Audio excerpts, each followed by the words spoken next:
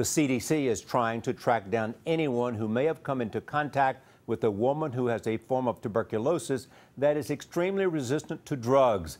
That includes passengers who were with her on a flight. The woman is now being treated at the NIH outside Washington, and our Dr. Jon LaPook is following the case. The female patient with extensively drug-resistant tuberculosis traveled from India to the U.S. through Chicago O'Hare Airport, arriving on April 4th. CBS News has learned she was diagnosed with the disease in India.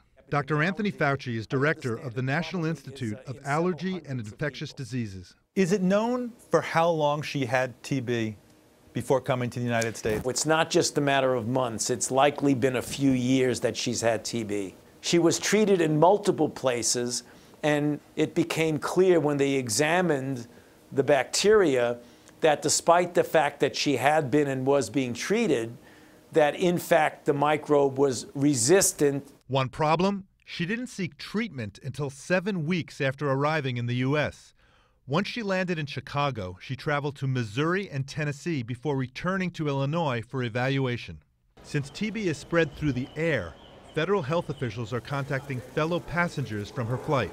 How likely do you think it is that anybody in the United States or on the airplane who was exposed to this patient will come down with TB?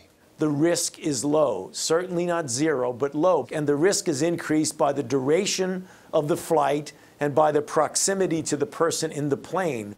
There are about 200 times more cases of active TB in India than in the United States. In 2013, there were 2.6 million TB cases there, compared to 13,000 in the U.S., where XDR treatment success was 60% in 2011, compared to 22% worldwide.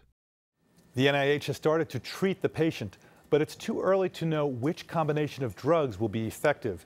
The CDC says people with active TB are not supposed to fly, and health officials are investigating whether she specifically came to the U.S. to be treated.